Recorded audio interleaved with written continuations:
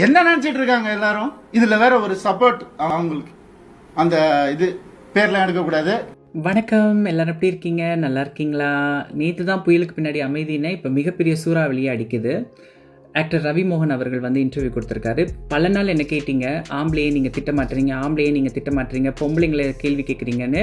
So full video பார்த்தவங்களுக்கு தெரிஞ்சிருக்கும் எந்த கமெண்ட்லேருந்து இந்த பிரச்சனை, எந்த ஆக்ஷனுக்கு ரியாக்ஷன் வந்துச்சுன்னு உங்கள் எல்லாருக்கும் தெரிஞ்சிருக்கும். ரியாக்ஷன் வந்து தப்புன்னு தெரிஞ்ச பிறகு, அவர்கள் கைகள் கட்டப்பட்ட பிறகு இப்போ வந்து அவர்களோட தரப்பு வாதத்தை சொல்கிறாங்க. இது முன்னாடி சொல்லியிருக்கணும். பிரச்சனைகள்லாம் ஆரம்பிக்கிறதுக்கு முன்னாடி அவங்க கஷ்டங்களை சொல்லியிருக்கணும். மேடைகளில் வந்து பப்ளிக்காக அப்பியரன்ஸ் பண்ணுறதுக்கு முன்னாடி அவங்க கஷ்டங்களை சொல்லியிருக்கணும். ஆனால் இப்போ வந்து சொல்கிறாங்க அவங்கவுங்க கஷ்டத்தை அவங்க சொல்கிறது மேட்டர் இல்லை. ஆனால் இதில் வந்து தேவையில்லாம கேள்வி கேட்டவங்களையும் ஒரு தவறு நடந்ததை சுட்டி காட்டினவங்களையும் வந்து தவறானவர்கள், இவர்கள் கெட்டவர்கள் அப்படின்னு கை வச்சு காட்டுறீங்க தெரியுமா, புள்ளின்னு கை வச்சு காட்டுறீங்க தெரியுமா, அதுன்னு சொல்றீங்களா? அக்ரிணையில ஒரு திருநங்கைய அதுன்னு நீங்க சொல்றீங்க, சரியா? அவன்னு சொல்லல, அவ இல்ல அவங்க அப்படி சொல்லாம அதுன்னு நீங்க சொல்றீங்க, ஒரு ஆப்ஜெக்ட் மாதிரி சொல்றீங்க அக்ரிணையில.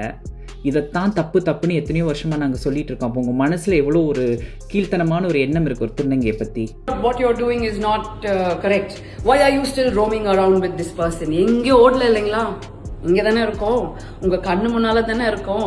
2 பேர் இருந்தாலும் 10 பேரா இருந்தாலும் உங்க கண்ணு முன்னால தானே இருக்கோம். உன்ன செருப்பால் அடிப்பா என்று கொந்தளித்த தனுஜா சிங்கத்தின் வீடியோ தற்போது சமூக வலைதளங்களில் பெரிய பரபரப்பை கிளப்பியுள்ளது. ஜெயம் ரவி அளித்த சமீபத்திய பேட்டிக்குப் பிறகு வெளியான இந்த பதில் ரவி மோகன் ஆர்த்தி விவகாரத்தை மீண்டும் தீவிரமாக பேச வைக்கிறது. குறிப்பாக ஒரு பெண்ணை மீண்டும் மீண்டும் குற்றவாளியாக்காதீங்க என்று அவர் கூறியிருப்பது வைரலாகி வருகிறது. ஆக்ஷன் எங்கிருந்து வந்ததோ அதற்குத்தான் ரியாக்ஷன் வந்தது என்று தனுஜா சிங்கம் நேரடியாக விமர்சித்துள்ளார்.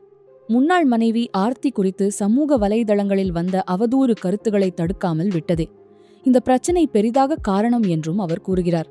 அதிலும் ஒரு திருநங்கையை அது என்று குறிப்பிட்டதாக கூறி கடுமையாக எதிர்ப்பு தெரிவித்துள்ளார். ஒரு மனிதரை பொருளாக பேசுவது எவ்வளவு கீழ்த்தரமான மனநிலை என்று அவர் கேள்வி எழுப்பியிருப்பது தற்போது பலரின் ஆதரவை பெற்றுள்ளது. மேலும் தவறு நடந்திருந்தால் ஒரு மன்னிப்பு கேட்டிருக்கலாம் என்ற அவரது கருத்தும் தற்போது வைரலாகி வருகிறது. சமூக வலைதள கணக்கு திருடப்பட்டது என்று கூறிய ஜெயம் ரவி தரப்பு அதனால் பாதிக்கப்பட்டவர்களிடம் நேரடியாக மன்னிப்பு கேட்கவில்லை என்றும் அவர் சுட்டிக்காட்டுகிறார். ரியாக்ஷனை தாங்க முடியாவிட்டால் பொது வாழ்க்கையில் இருக்காதீங்க என்ற தனுஜா சிங்கத்தின் கடைசி வரி தற்போது இந்த முழு சர்ச்சையின் மையமாக மாறியுள்ளது.